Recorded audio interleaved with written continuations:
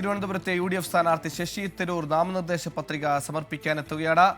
തത്സമയം പ്രവർത്തകർക്കും നേതാക്കൾക്കും ഒപ്പമെത്തിയാണ് പത്രികാ സമർപ്പണം. നമുക്കറിയുന്നതുപോലെ തന്നെ ശക്തമായ ത്രികോണ മത്സരത്തിന് സാക്ഷ്യം വഹിക്കാൻ പോകുന്ന തിരുവനന്തപുരം മണ്ഡലത്തിൽ യു.ഡി.എഫ് സ്ഥാനാർത്ഥി നാമനിർദ്ദേശ പത്രിക സമർപ്പിക്കാൻ പ്രവർത്തകരോടൊപ്പം ഇപ്പോൾ കളക്ടറേറ്റിലേക്ക് എത്തുന്ന ദൃശ്യങ്ങൾ ഇപ്പോൾ കളക്ടറേറ്റിലേക്ക് എത്തും. ഇപ്പോൾ അലക്സ് റാം മുഹമ്മദോട് ചേരുന്നു.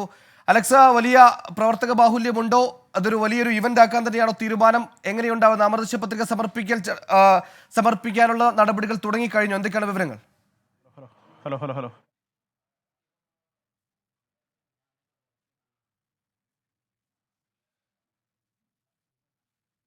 തിരുവനന്തപുരത്തെ യു.ഡി.എഫ് സ്ഥാനാർത്ഥി ശശി തരൂർ നാമനിർദ്ദേശ പത്രിക സമർപ്പിക്കാൻ എത്തിയിരിക്കുന്നു. പ്രവർത്തകരും നേതാക്കളും ശശി തരൂരിനെ അനുഗമിക്കുന്നു. നാമനിർദ്ദേശ പത്രിക സമർപ്പണ നടപടികൾ അവിടെ തുടങ്ങി. അലക്സ് മുഹമ്മദ് ചേരുന്നു. അലക്സ്, വിവരങ്ങൾ. ആറ്റിങ്ങലിലെ എൽ.ഡി.എഫ് സ്ഥാനാർത്ഥി വി ജോയ് നാമനിർദ്ദേശ പത്രിക സമർപ്പിച്ചിരുന്നു. ശശി തരൂർ അല്പം മുമ്പ് പ്രവർത്തകർക്കൊപ്പം ഇവിടെ എത്തി. ഒരു പ്രധാനപ്പെട്ട കാര്യം, അദ്ദേഹം ഈ പ്രകടനം ഒഴിവാക്കിയാണ് അദ്ദേഹം ഇവിടേക്ക് എത്തിയത് എന്നുള്ളതാണ്. പ്രവർത്തകരും അതുപോലെ തന്നെ യു.ഡി.എഫിൻ്റെ നേതാക്കളടക്കമുള്ളവർ കളക്ടറിൽ എത്തിയിരുന്നു. അതിനുശേഷം അകത്തേക്ക് എത്തി ചുരുക്കം ചില ആളുകൾ മാത്രമായിരിക്കും പിന്നെ അകത്തേക്ക് പ്രവേശിപ്പിക്കുക. അതാണ് അതിൻ്റെ പ്രോട്ടോകോൾ. അത്തരത്തിൽ ഒരു 5 നേതാക്കൾ കൂടി അദ്ദേഹത്തോടൊപ്പമുണ്ട്. എന്താണെങ്കിലും കളക്ടറെ കാക്കുകയാണ് അതിനുള്ളിൽ. അതിനുശേഷം അദ്ദേഹം അകത്തേക്ക് കയറും. 3 സെറ്റ് പത്രികകളായിരിക്കും ശശി തരൂർ സമർപ്പിക്കുക എന്നുള്ളതാണ് ഏറ്റവും പ്രധാനപ്പെട്ട കാര്യം. നമുക്കറിയാം 28-നാണ് ഈ നാമനിർദ്ദേശ പത്രിക സമർപ്പണം ആരംഭിച്ചത്. കഴിഞ്ഞ ദിവസം വരെ ഏതാണ്ട് 56 സ്ഥാനാർത്ഥികൾ സംസ്ഥാനത്തെമ്പാടുമായി നാമനിർദ്ദേശ പത്രിക സമർപ്പിച്ചിട്ടുണ്ട്. ഇനി ഇന്നത്തെ കണക്ക് വരാനുണ്ട്. കാരണം ഇന്നാണ് ഏറ്റവും കൂടുതൽ സ്ഥാനാർത്ഥികൾ സംസ്ഥാനത്തെമ്പാടുമായി നാമനിർദ്ദേശ പത്രികകൾ സമർപ്പിച്ചിട്ടുള്ളത്.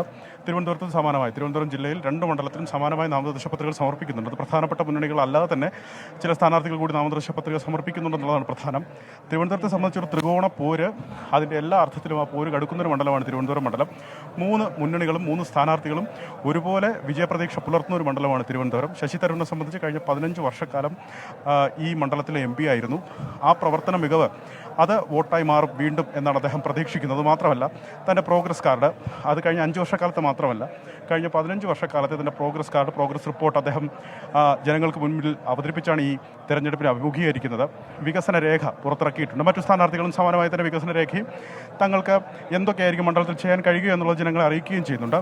ഒരു പോര്, പൂർണ്ണമായ ഒരു സംസ്ഥാനത്തൊരു ത്രികോണ പോരിൻ്റെ എല്ലാ അർത്ഥത്തിലെ ചൂടും ചൂരുമുള്ളത് തിരുവനന്തപുരത്താണ് എന്നുള്ള കാര്യത്തിൽ തർക്കമില്ല. ഈ നമ്മൾ നേരത്തെ യു.ഡി.എഫിലെ ചില നേതാക്കളോടും പ്രവർത്തകരോടൊക്കെ ചോദിച്ചു പ്രചാരണം എങ്ങനെ മുന്നോട്ട് പോകുന്നു എന്ന് അവരോട് ചോദിച്ചിരുന്നു. കാരണം കോൺഗ്രസിനെ സംബന്ധിച്ച് അവരുടെ ഈ അക്കൗണ്ടുകളൊക്കെ മരവിപ്പിച്ചൊരു ഒരു ഘട്ടമുണ്ട്, ഒരു സാഹചര്യമുണ്ട്. അതിൽ പണം എത്തുന്നതിൽ എന്തെങ്കിലും കുറവുണ്ടോ എന്ന് നമ്മൾ ചോദിച്ചിരുന്നു. പക്ഷേ അത് ബാധിച്ചിട്ടുണ്ടെന്ന് അവർ തന്നെ സമ്മതിക്കുന്നുണ്ട്. കാരണം വീടുകളിലേക്ക് ഈ പോസ്റ്ററുകളും അതുപോലെ ഈസ്റ്റർ ആശംസയൊക്കെയുമായി എത്താൻ വൈകിപ്പോയി. ഒരു ദിവസമൊക്കെയായിരുന്നു അവർക്ക് കിട്ടിയതെന്ന് അവർ തന്നെ പറയുന്നുണ്ട്. അത് അവരെ ബാധിച്ചു എന്ന് അവർ പറയുന്നുണ്ട്. പക്ഷേ അടുത്തൊരു 3-4 ദിവസത്തിനുള്ള അത് കവറപ്പ് ചെയ്യും. ആ പ്രചരണത്തിൽ അവർ മുന്നിലേക്ക് വരും എന്നുള്ളതാണ് അവരുടെ പ്രതീക്ഷ. എന്നാണെങ്കിലും ശശി തരൂർ അല്പസമയത്തിനകത്ത് ഈ നാമനിർദ്ദേശ പത്രിക സമർപ്പിക്കും. സുഹൈൽ. ശരി, ശക്തമായ ത്രികോണ മത്സരത്തിന് സാക്ഷ്യം വഹിക്കാൻ പോകുന്ന തിരുവനന്തപുരം മണ്ഡലത്തിൽ ഇപ്പോൾ യു.ഡി.എഫ് സ്ഥാനാർത്ഥി ശശി തരൂർ നാമനിർദ്ദേശ പത്രിക സമർപ്പിക്കാൻ ഒരുങ്ങുകയാണ്. ഉടൻ തന്നെ കളക്ടറെ കണ്ട് നാമനിർദ്ദേശം സമർപ്പിക്കും.